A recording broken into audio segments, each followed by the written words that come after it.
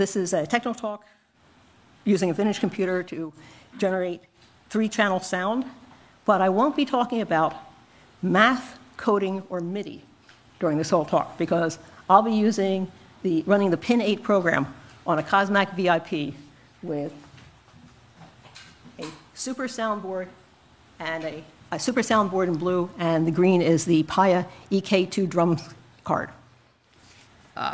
So the Cosmac VIP is a Cosmac 1802 microprocessor, 4K of RAM, a hexadecimal keypad, video out to the TV, audio in and out to a cassette recorder for data storage, and it has a symbol monitor. You can only do 4 things with it. You can load and save programs. You can edit a byte in memory, and you can step through memory and view the bytes. But that's all you need, because we're not programming.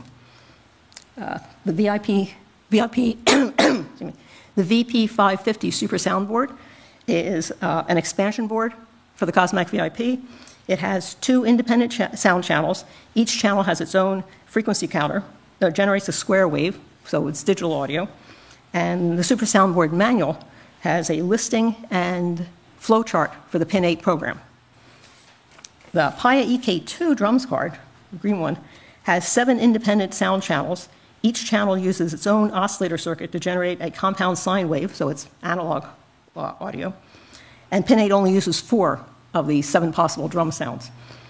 Now, Paya, P-A-I-A, no longer sells any kits for synthesizer boards, but you can still download the manual for it on their website.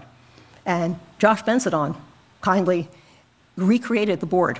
So this is his recreation EK2 card for it. And he modified the original board so that it actually plugs directly in as an expansion board. And it has the right number of fingers on the connector. Sorry, I might be using a lot of these technical terms. And Pin 8 is an interrupt-driven, table-based program for fast, real-time control of 3 sound channels. And I mentioned that my father, Joseph Weisbecker, designed the Cosmac 1802 microprocessor, the Cosmac VIP, the Super Soundboard, and wrote the Pin 8 program. Now, it's table-based. Why tables? Well, it lets you change the song that Pin 8 plays by simply writing over the bytes in memory that store the tables. So there's no coding. And Pin 8 then uses this information to the tables to calculate the various frequency and amplitude values that you have to send to each channel of the Super Soundboard to get the notes you want. So there's no math involved. And, sorry, reading a lot of the tech. And each of those 3 channels from the 2 boards sends its output directly to an amplifier and speakers, so there's no MIDI. So it's a very technical talk with a lot of technical topics eliminated. Now, the key to understanding how Pin 8, how to use Pin 8 to play your own song in your own style, is to look at a song in the way that someone who is composing, arranging, or orchestrating music looks at it, not the way a musician performing a song looks at it. And what I mean by that is you don't think of a song as a long list of notes. Rather, you don't think of each sound channel as an instrument. Instead, you think of a song as a list of measures that you want to play. And think of the A and B channels, the 2 channels on the Super Sound card, as being the sections of an orchestra. One channel is responsible for the melody, and one channel is responsible for the harmony. And the additional restriction of this board is that only one instrument in a section can play at a time. So if you could have 2 different sounding instruments on one channel, you just have to switch between them. Now, Pin 8 was designed for people who are curious about things like, how does the orchestration of a piece change the mood that it sets? And this would be people who are really into the score of Harry Potter movies and Star Wars movies, and says, wow, that recurring theme, but it sets a different mood each time. I want to know how to do that. How do you arrange a song in the style of the band you like? And what is different about, what specifically makes it an arrangement for a Count Basie, Glenn Miller, Louis Prima, Sousa band, marching band, that kind of experiment to see what makes the sound of a group. And also, people want to explore what makes some things sound musical and other things sound just noise, or how do you make something sound music-like as a sound effect? So basically, anyone wants to explore the perception of musicality, either in real music or in sound effects. And to do this, you need a way to hear melody, harmony, and percussion being played simultaneously, which means you either have to have a lot of friends who play different instruments who are very patient with you and will come over and let you conduct them with your experimental music over and over in small variations, or you can have a VIP with a super soundboard, a Pi EK2 card, and Pin 8 program, and you can play it yourself to your heart's content, all the variations you want to try out. Now, Okay, I'd like to play a recording of some of the Pin 8 songs, and some sound effects that my father recorded back in '78 as a demonstration of what you can do. Each song has to be on its own Pin 8 program, and the sound effects are just an example of the kinds of things you can do. Measure in notes, but not playing musical notes.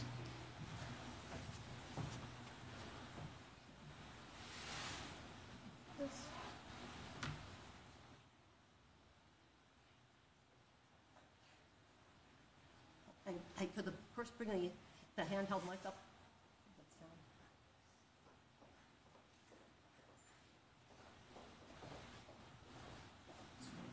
The handheld mic so we can get the sound recording.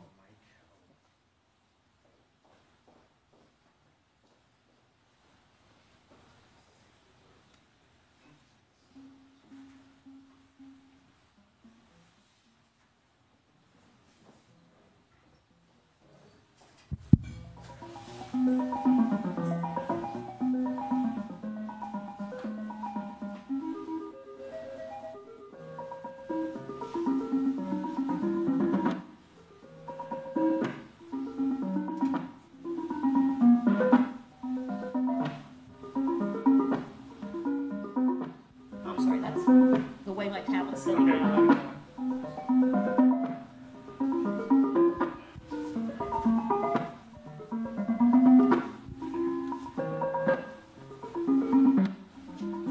sorry, I don't know what those clicks are.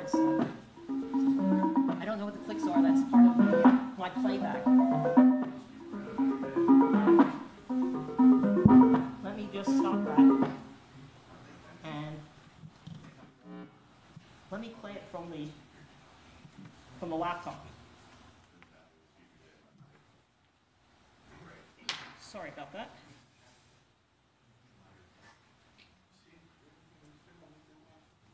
Worked okay at home on the tablet. Always how it is. Always. And I'm not even borrowing the speakers or anything. It's like they have stage fright.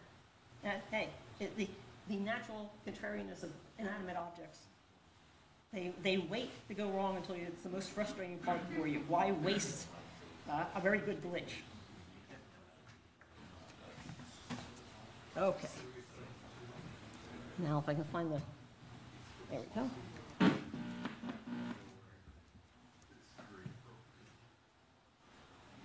And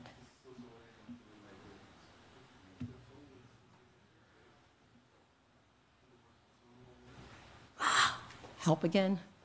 I'm not familiar with. Oh, I just need the AAA folder again. There we go. Thank you very much. Okay. One more time with feeling.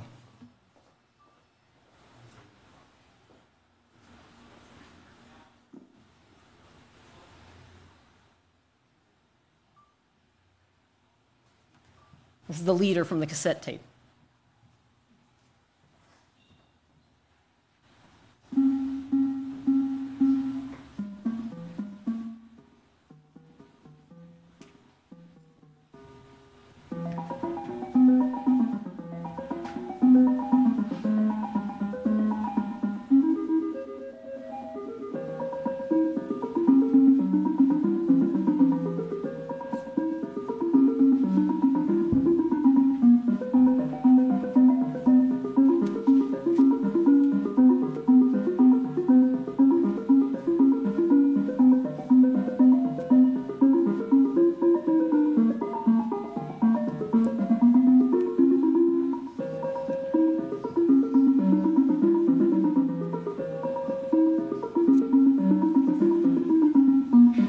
we don't need to hear the second run through.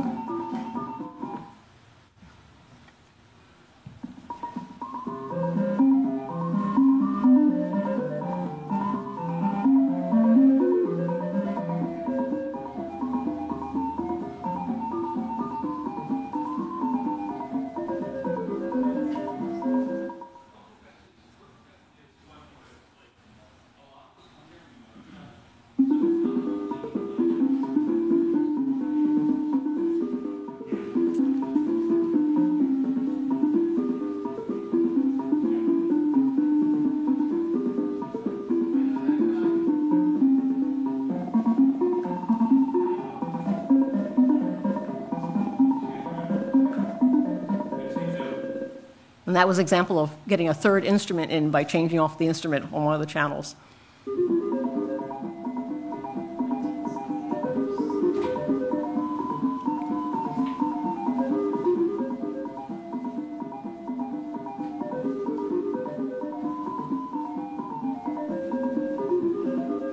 Okay, and let me skip to some of the sound effects, in case you think you can only do music with it.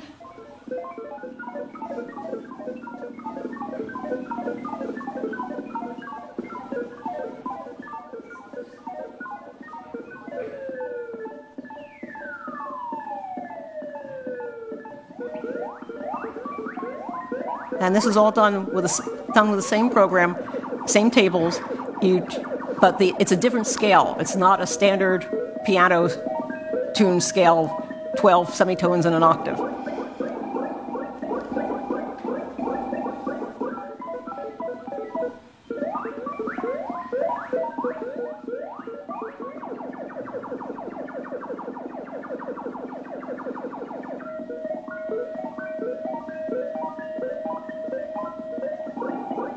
For those who are looking for the sound effect for their submarine game.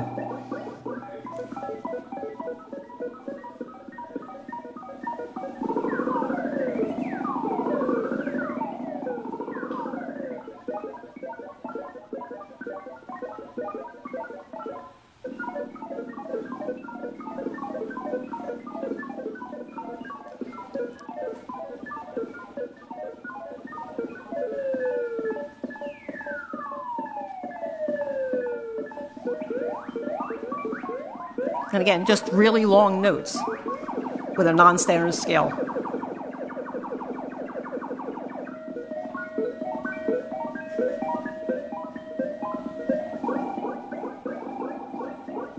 Okay. So it's not really a replacement for a musical instrument. It's definitely just for exploring composition, orchestration, arrangement, and musical-like sound effects. And as you can see, really the strength on sound effects is that it treats them as music being played on a unique scale, musical scale, that no instrument could be built to play or no instrument could be tuned to play. But we're going to use it as musicians want to understand the perception of musicality. So let me walk you through first what the mention that you can download more MP3s of Pin 8 music from the first Philadelphia Computer Music Festival website. They had an album produced, and the festival was held at the Personal Computing show in 1978 in Philadelphia. And at Personal Computing 76 in Atlantic City, the VIP was introduced. So, tables. There are 5 types of tables.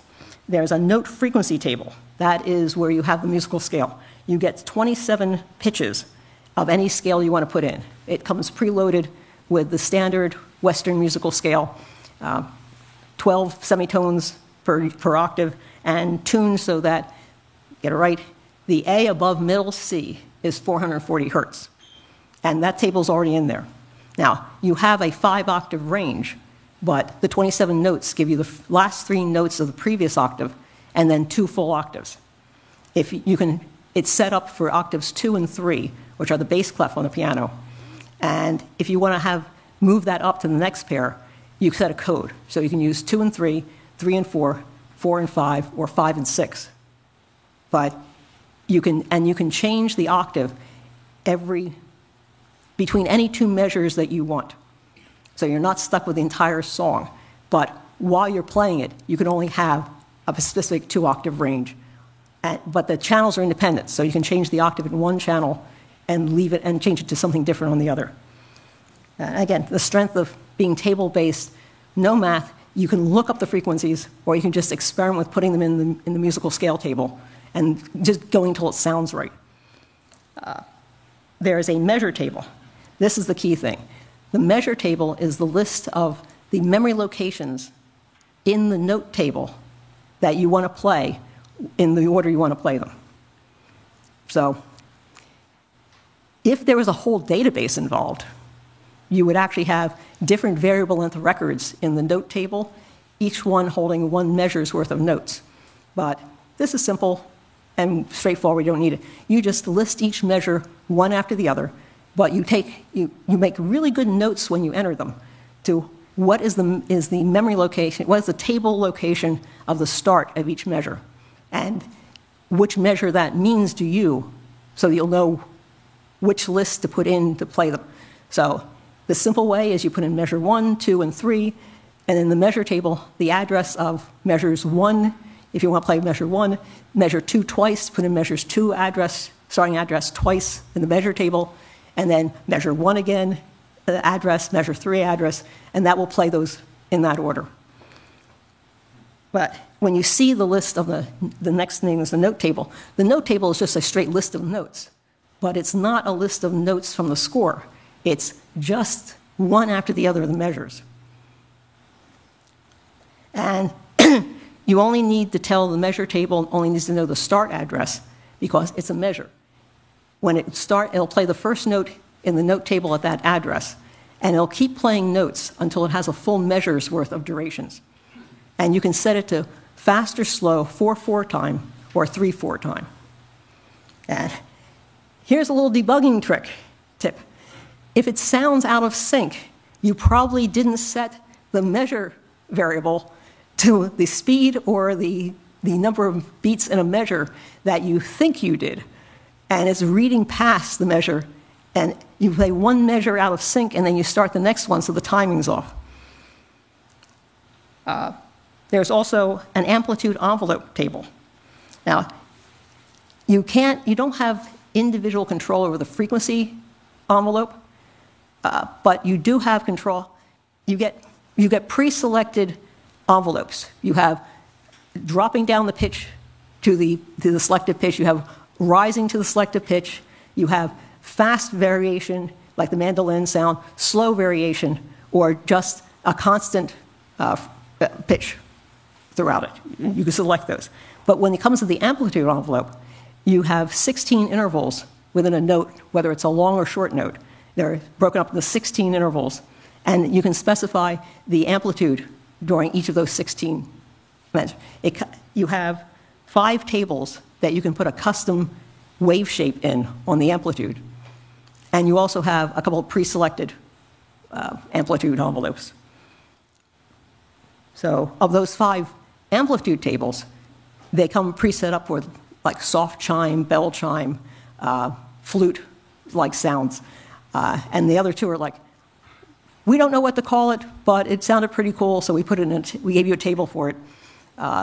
And you can go in and change the amplitude envelope for any of those tables at the beginning when you play the program. And you can switch among which envelope to use in between measures while you're playing. And I'll mention that, I mentioned the measure, the speed of the measure. Okay. The complicated one is the break table, only because this is the one where they put all the miscellaneous codes that control things. So a break table is 7 values. It's the code to set the A channel's octave. It's the code to set the A mode. Now, the mode is the combination code for which frequency envelope you want to use and which amplitude envelope you want to use. And then you have the A envelope table that you want to use. The reason the A envelope appears twice is if you do a pre-select, it'll ignore that value for which table to use. But if you say use a table, this will be the parameter for which table to use. And then it does the same 3 values for the B channel. And then you have a break control code. The break control code says, do you want to repeat the entire song from the beginning when you're done? Do you just want to stop when you're done playing the song? Or do you want to play the whole song again, but use the next break table in the list? So after that break table, if you want to continue, you can fill in another break table after it, up to 9 break tables. So you can have it automatically play through 9 different 8 variations of whatever you're trying, just so you can hear them quickly and not have to waste time and lose the memory of what it sounded like. And those are the tables. That's it. So let's say I went over the frequency table, note table, measure table, and just wanted to mention that the briefcase VIP is from the estate of Ed Keefe, so a remarkable individual who was an avid collector of all things 1802 related and generously shared his knowledge and expertise with anyone who asked for help with the 1802 project. And everyone who knew him will miss him and was privileged to know him. Just wanted to mention that. Okay, so here's the system. I guess I should use the hand microphone, shouldn't I?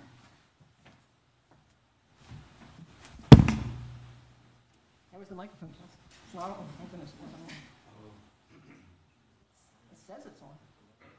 Tech support. Yeah. Is that it? Nope. Oh, yeah. Okay. Thank you. Directional mic. Okay. So this is the part we demonstrate and point. So this is the Cosmac VIP. This is the hex keypad and the TV monitor. You don't use the TV or the hex pad when you're running pin 8. You just use it to enter the programs. This is the Super Soundboard. This is Josh Benson's reproduction of an EK2 drum card. This is the TV monitor. These are the speakers and the amplifier. Let's just set this up properly. The output from these will go to the amplifier when I set it up.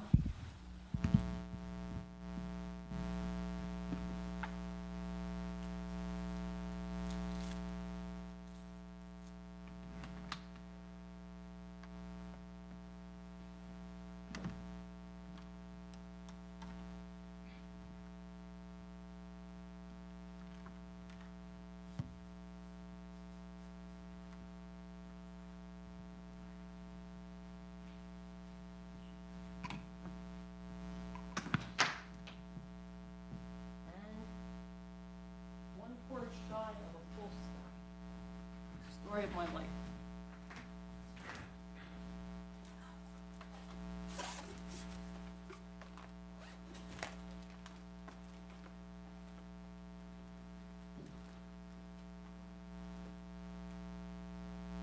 This is good enough. Export job. Doesn't matter if I use yellow when I need white, right? Absolutely. There we go. And I'm saved.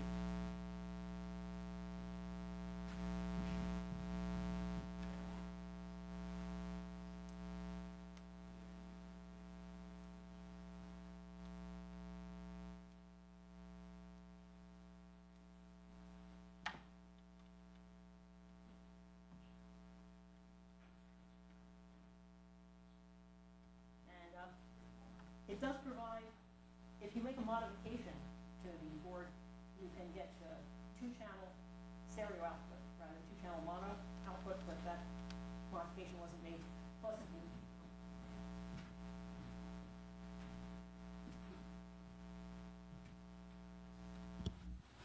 if you there's a modification you can make. You just cut one trace on the Super Soundboard and wire up a little differently. The schematic is in the instruction manual for it. And right now, both output channels, A and B, go to one, just go to one speaker, both speakers, so it's mono. But if you cut that trace, you can either have stereo output, or you can use one of those lines as input for a sync signal. So if you had reel-to-reel tape and laying down multiple tracks, or you have multiple VIPs and super soundboards, one can actually control the timing of everyone. So you can play a set of these, and you can daisy chain that. Well, it's not daisy chain. You can bifurcate and branch out for as many instruments as you want. Okay, but we're not doing that because I'm not playing with that kind of stuff. I'm just playing with musicality. So we'll just get the TV remote and figure out why the TV didn't turn on.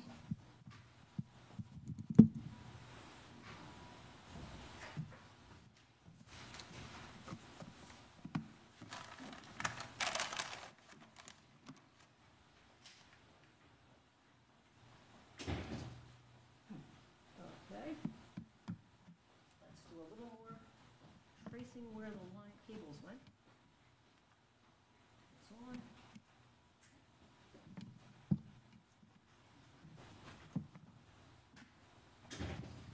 The fun of a hobby.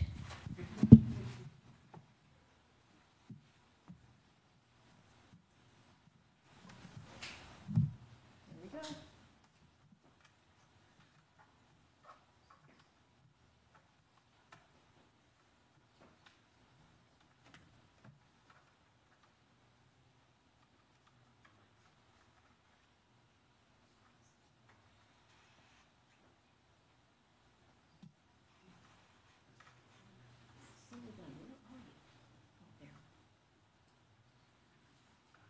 They are well recessed.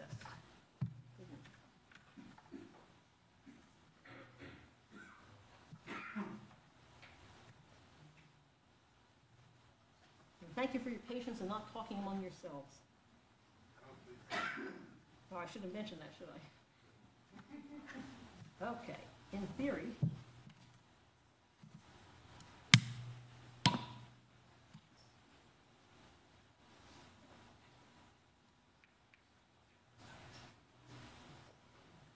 there we go. Both ends of every cable is plugged in. I know enough to check the power supply is turned on, but it's plugging everything in that still escapes me.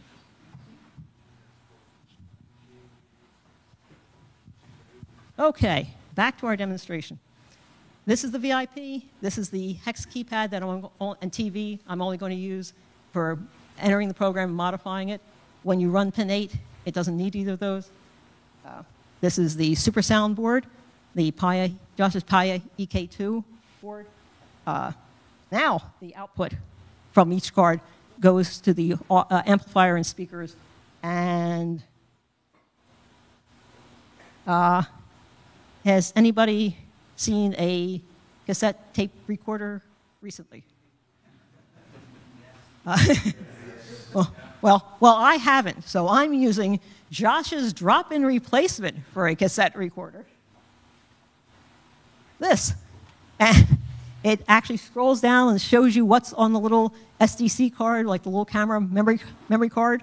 And it accepts the audio signal that the VIP thinks is sending to a cassette recorder to save a program, and translates back to binary and saves the binary file.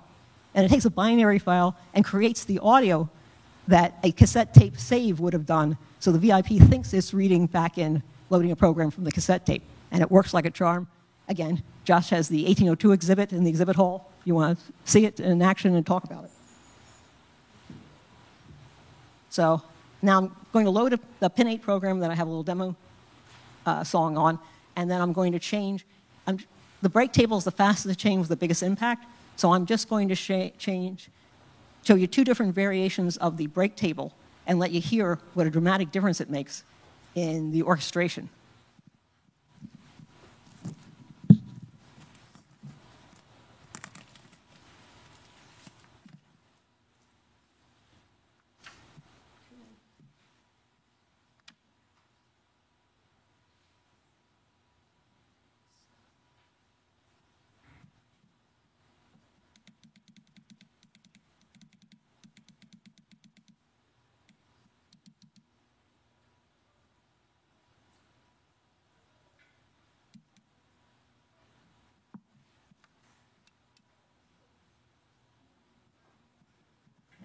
It takes a little while to load because it actually sends the tape leader.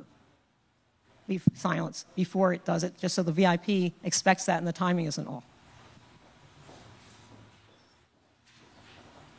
And when it's done, it'll show the screen memory dump again and the address that it ended on and the last byte. No, yes, what I think I did is didn't tell it how many pages to load. No, plug which in? Oh, yes. Well, good point. Good point. Something else I was rushing through and thought I had done.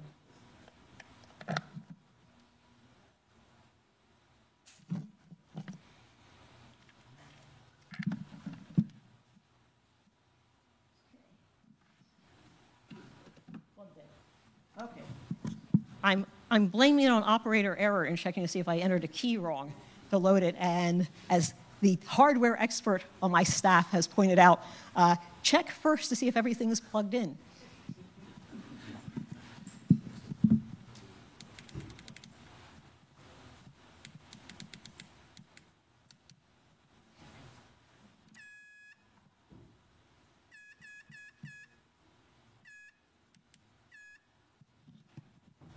There we go.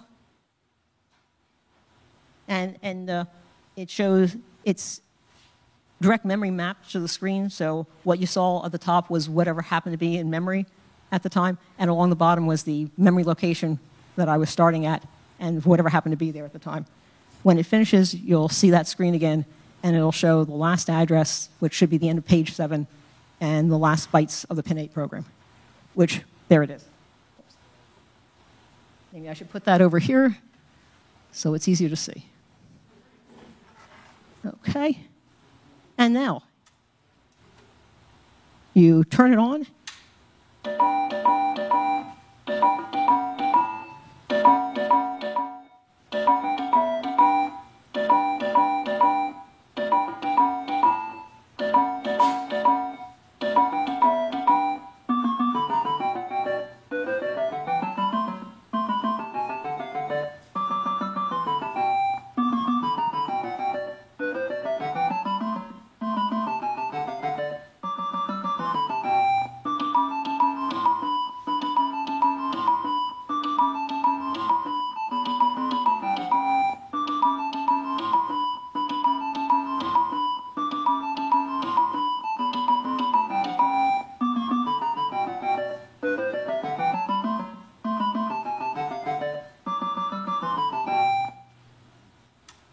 Turn off the program there because I have it set to loop that same thing.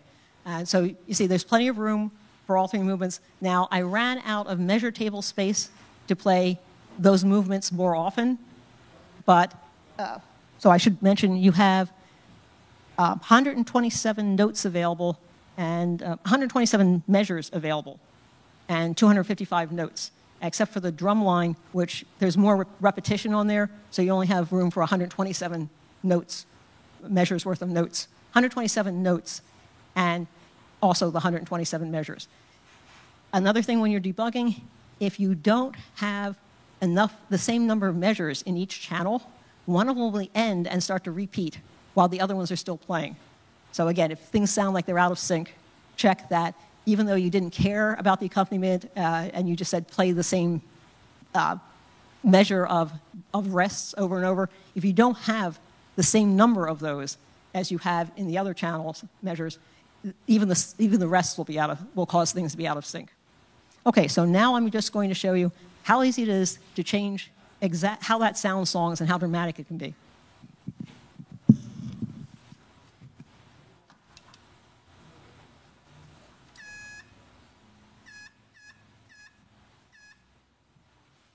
So now instead of starting at 000, I've entered memory location 270, which is 270, which is the starting address of the first break table.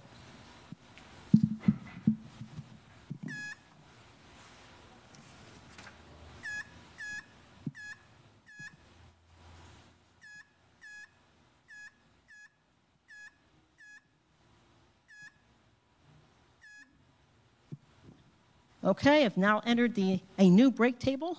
Well, it's octave, the frequency envelope, the amplitude envelope for both A and B channels. Sorry.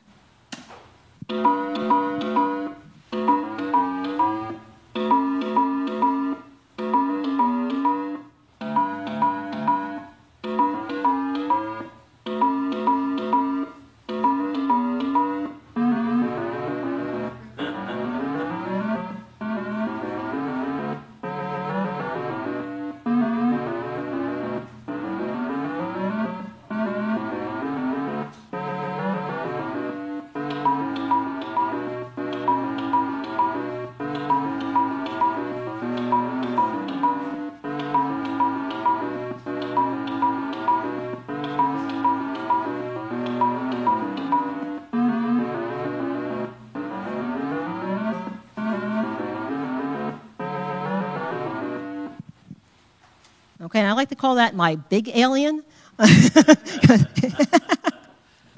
And now we'll do the small alien.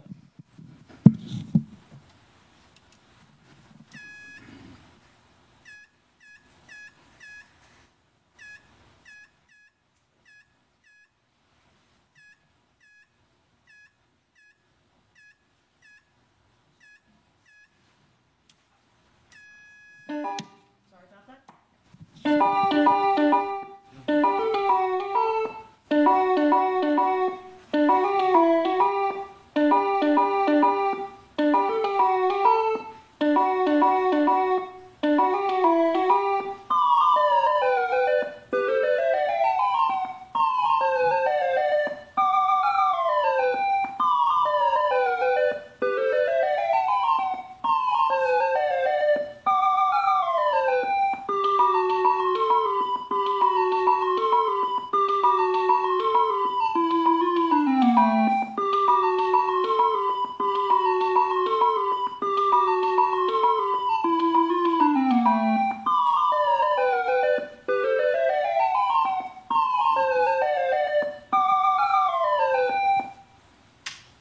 Okay, and I just wanted to demonstrate that with pin 8, there is no real distinction between music and sound effects. That's why I wanted to put sound effects like voicing, I'm sorry, not voicing, timbre on it. Again, this is for people who are learning music theory by hands-on and experiment. Not sure of the proper terms for everything, but this is the kind of thing Pin 8 was designed to do. It was designed to let you, at the high level, play with the arrangement, the orchestration, and not so much the melody, but if you have your own melody, you can put it in. If you do sound effects, you can treat it as a melody for a musical theme, and then change the way the notes are played. And you can also put an entirely alien. And these sound effects were all with a standard Western scale for piano tuning. If you want to put harpsichord tuning in, instruments that you can't find anymore that have unique tunings, entirely exotic musical scales that aren't used in the West, you can put them in directly. You don't have to figure out what they are. You can look up what the frequencies are for each note, put them in the note table, and there's nothing tying a Pin 8 note table entry. It's just a code in a lookup table that says, for this duration and this entry in the scale table, this is the code you put in. So you change those 27 notes to 27 intervals in an octave, you get 1 octave. And you can, since the octave is just doubling the frequency, selecting the next higher octave and the next higher octave, it just takes that frequency table and either uses the values or doubles them or quadruples them or multiplies them by 8 before it passes it along. And Pin 8 is already set up to read through those tables, do the calculations behind it, and send the stream of numbers to the 2 cards that it needs. So there's no math involved in experimenting. And I hope you enjoyed it. Thank you.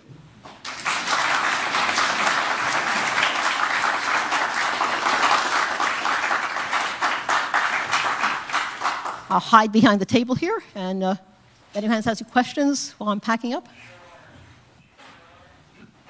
And I'll be demonstrating this out in the exhibit hall at Josh Benson's 1802 exhibit. He's generously donated some table space to me. And if you want to, I'll be in the speaker's lounge for a while afterwards. Thank you. Hey, can you speak a little bit, so you were in the household where this stuff was being developed.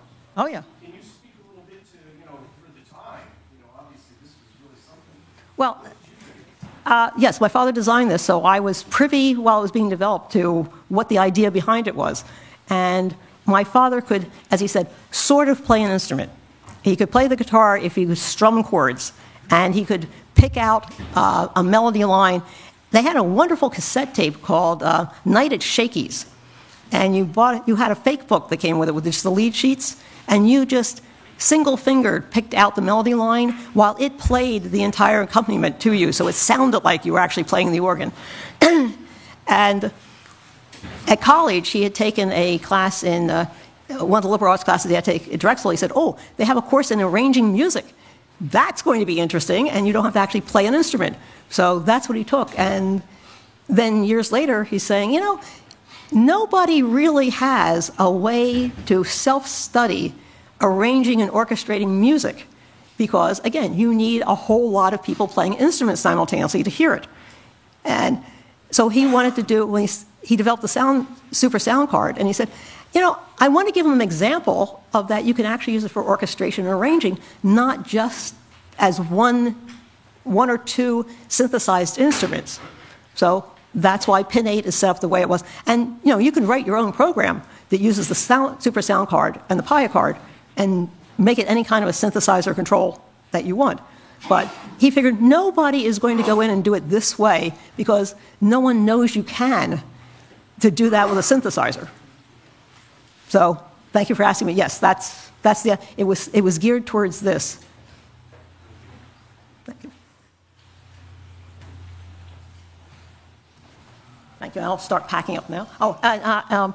This is a list of online resources, and I have paper copies if someone wants to come over to the table and take a photo of it. Thank you.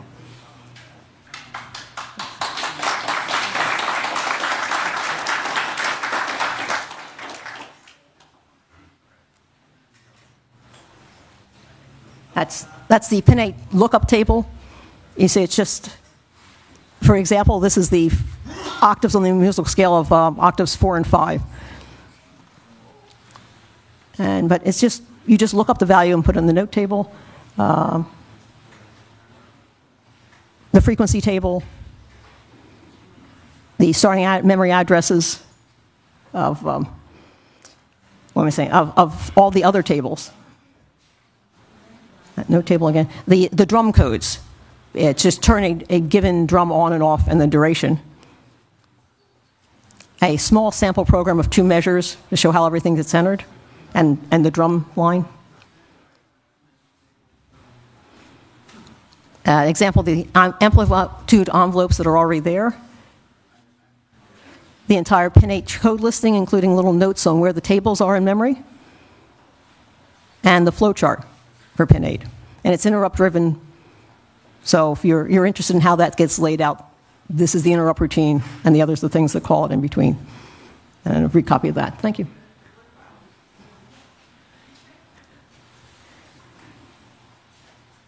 Wait, I didn't want to waste time with those slides during the presentation, but if you're curious, those are the things that are in the Super Sound manual.